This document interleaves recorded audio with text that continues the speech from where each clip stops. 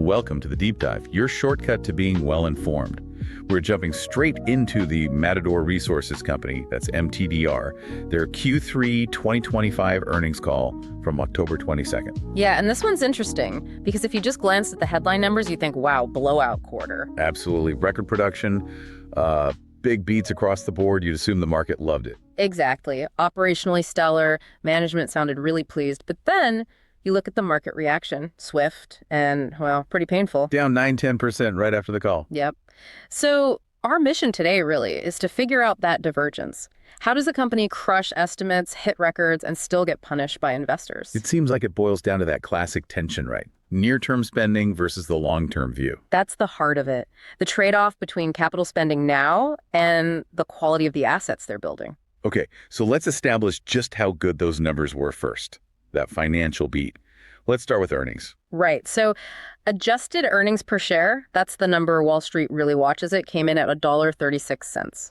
And the consensus was? $1.22, so a solid beat, 14 cents clear. Okay, decent beat on earnings. How about the top line, the revenue? Even better, actually. $939 million in revenue. The Street was expecting more like $893 million. Wow, okay. That's a significant beat, over 6%, right? Yeah, 6.3% beat. And it's up year over year, too, about 4.4%. So real volume driving that. And that gets us to the operations. You mentioned record production. That's where the muscle really showed up. Oh, absolutely. Total production hit a company record, 209,184 barrels of oil equivalent per day, BOE'd. 209K BOE. And how much of that was oil versus gas? The oil piece, the higher value stuff, was also strong, 119,556 barrels per day.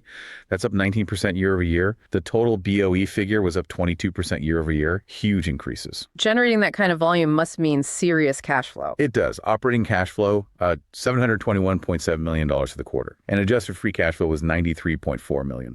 Okay, so cash is coming in. How did that translate to the balance sheet? Were they paying down debt? They were, very positively. They used some of that cash to pay down their revolving credit facility. That's their RBL, basically their bunk line.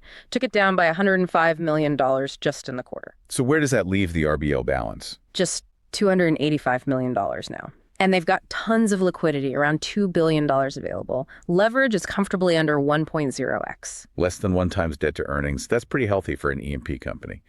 Gives them flexibility. Massive flexibility, yeah. All right, so let's recap here. Record production, beating estimates, generating cash, paying down debt. They even raised the dividend, right? They did. A big hike, too. Up 20% to $1.50 per share annually. And they bought back shares, $55 million worth. Okay, doing all the right things on paper. Yeah. And yet, the stock tanks 9-10% on huge volume after the call. What was the trigger? What spooked the market so badly? It really came down to one thing, capital spending. CapEx.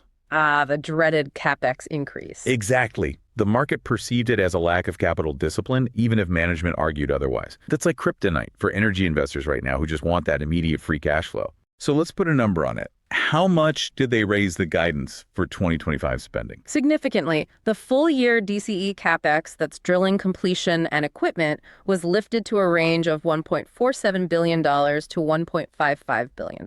And what was it before? The old guide was $1.18 billion to $1.37 billion. Wow, okay. So at the midpoint, that's nearly a $300 million jump. Pretty much, yeah.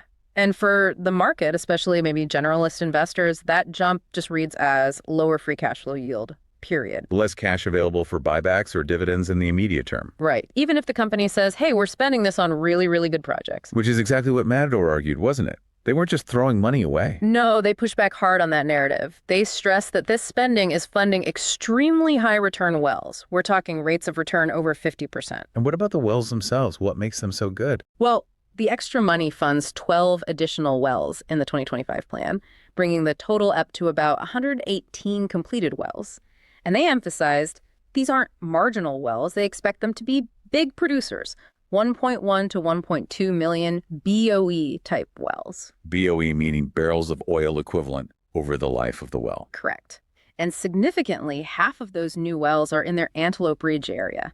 That's known for having some of the best rock, the highest EUR's estimated ultimate recoveries in the Delaware Basin. So management's pitch is, trust us, we're spending more now, but it's on premium assets that will pay off hugely over the next 30 years. That's the essence of it, trading a bit of immediate cash flow for, better future production and higher quality assets. What's interesting, though, is that even with the higher total spend, they were actually getting more efficient, right? They highlighted cost savings. They did, and they clearly wanted investors to hear that part. Yeah. They talked a lot about efficiency gains, things like trimul-frac and remote frac operations. Can you quickly explain trimul-frac? Sure.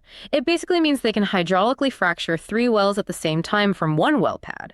Instead of doing one, then moving, then doing the next. It saves a huge amount of time and money. Right.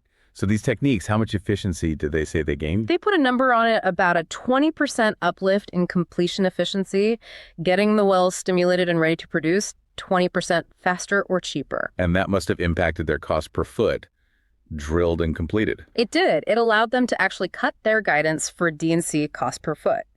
The new range is $835 to $855 per foot, Down from $865 to $895 previously. So even though the total budget went up because they added wells, the cost for each foot drilled actually came down. So they're getting more bang for their buck. Exactly. That's the nuance the market seemed to just gloss over in that initial reaction. They saved maybe $50 to $60 million through efficiency, but the headline was the overall budget increase. Okay, that makes sense.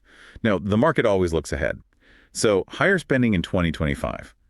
Did management give any comfort that this wasn't the start of a new higher spending trend, especially with commodity prices being volatile? What about 2026? Yeah, they had to address that. They were very deliberate in signaling discipline for next year. They gave a sort of soft outlook for 2026. What did that look like? Production first. Targeting organic production around 210,000 BOE. So roughly flat overall, but oil production still growing maybe 5%. Okay, moderate growth. But the key signal investors wanted was on spending. And they gave it. Total CapEx for 2026 is targeted to be down 8 to 12% compared to this year's higher 2025 level. Down 8 to 12%. Well, basically drilling the same amount of lateral feet. Roughly, yes. That's a strong signal. We hear you. We'll pull back spending next year. But how reliable is that? We hear promises of CapEx cuts all the time.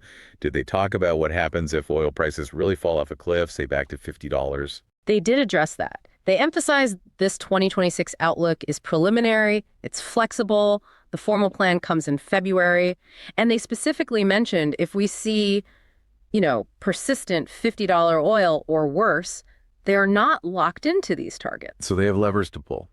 Seems like it. They suggested they'd adjust the plan further downward if the commodity price environment really deteriorates, like they have a plan B ready to go. Okay, that's their internal spending discipline. But what about external factors, like the natural gas market? That's been tough for everyone in the Permian. Oh yeah, it's a huge challenge. They're grappling with weak Henry Hub prices, the main U.S. benchmark. But even worse is the local pricing in the Permian at the WHA hub. Which has gone negative at times, right? Meaning they literally have to pay someone to take their gas. Exactly. When there's not enough pipeline capacity to get the gas out of the region, the local price just collapses.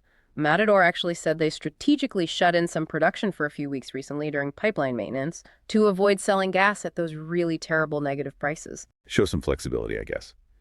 Is there any light at the end of the tunnel for Permian gas takeaway? More pipelines coming. There is. Relief looks like it's on the horizon for 2026. Management mentioned 3 specific projects, GCX, Blackcomb, and Hugh Benson. And how much capacity do those add up to? Collectively, it's about 4 billion cubic feet per day of new takeaway capacity. That should, significantly help ease the bottleneck and hopefully prop up those WHA prices. Okay, good news on the horizon there. Yeah. Before we get to our not financial advice segment, we have to touch on their midstream business, San Mateo. That's kind of their secret weapon, isn't it? It really is. It's the stabilizer in the portfolio. Because San Mateo is largely fee-based. Meaning its income isn't directly tied to volatile oil and gas prices. Exactly. They get paid fees for gathering, processing, and transporting oil and gas, regardless of the commodity price. It insulates that part of their cash flow. San Mateo generated $74 million in adjusted EBITDA just in Q3. And they're growing that side too, right? Not just the San Mateo joint venture. Yeah, they have wholly owned midstream assets as well, separate from the JV. They expect those to kick in another $40 to $50 million in EBITDA next year. So San Mateo overall is becoming a pretty significant cash flow engine. Management must think it's undervalued within the Matador structure. They definitely do. They've said repeatedly they don't think the market fully appreciates the value of San Mateo. I mean, it's targeting nearly $300 million in adjusted EBITDA for 2025. And typically, a stable fee-based midstream business gets a higher valuation multiple than an E&P company. Much higher. So Matador keeps saying they're exploring options to unlock that value. A sale, a spin-off, something to make the market recognize it. They're just waiting for the right time or the right deal, it seems. Okay, that sets us up perfectly. Time for our segment where we put on our imaginary analyst hat. And remember, everyone, this is absolutely not personalized financial advice. It's a hypothetical trade idea for discussion purposes only. Use it to think, not to trade blindly. All right. So the internal committee pitch is this. Go long MTDR shares. Okay, buying the dip after that post-earnings sell-off. What's the core thesis? The thesis is that the market's reaction is fundamentally irrational. It's excessively punishing Matador for the temporary 2025 CapEx increase. Overlooking the offsetting factors. Exactly. Overlooking two huge things. One, the actual quality of the wells they're drilling with that money, those high-return, high-EUR wells. And two, the massive, stable, embedded value of San Mateo midstream that's just not getting reflected in the stock price. So it's a bet that the market is being too short-sighted on the CapEx? Yes, especially since they've already signaled lower spending for 2026. But the real kicker, the catalyst, is San Mateo. Explain that angle. How does San Mateo drive the trade? Look, San Mateo is cranking out nearly $300 million a year in stable, fee-based EBITDA. It's a fantastic asset hidden inside an E&P stock. The trade idea is essentially a bet on management. A bet that management will do something. A bet that management will eventually get tired of the market ignoring this value. That they'll be compelled, maybe in 2026, to finally pull the trigger on a strategic transaction for San Mateo. Like a spin-off or a sale. Right, something that forces the market to value San Mateo separately, likely at a much higher multiple. That action would unlock potentially hundreds of millions in value and force a re-rating of the remaining E&P business too. It's a bet on that value unlock finally happening. Interesting. A bet on a specific corporate action to force the market's hand.